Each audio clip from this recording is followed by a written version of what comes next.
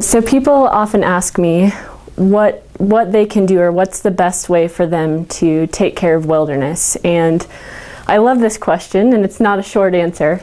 But I think, what I would first try to impress upon people is that taking care of the wilderness happens on many levels. And so it's not just the actions that people take within the physical boundaries of wilderness that can have an impact, but also what they do outside of the wilderness that has a potential to impact the wilderness.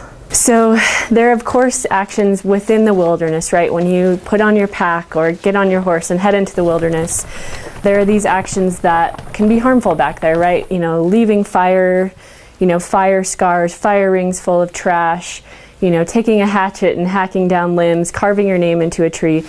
These are all actions that, right there in front of you have an impact on the wilderness.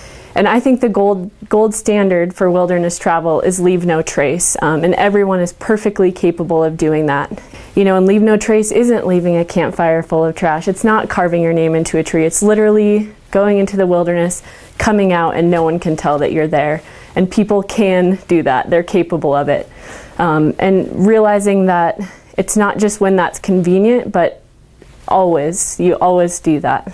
It's important not to just think about taking care of the wilderness when we're actually physically present in the wilderness, but to consider the big picture. So we're all a part of this community of life, right? And this community of life, this biologic community, doesn't necessarily adhere to these lines that we've placed on a map.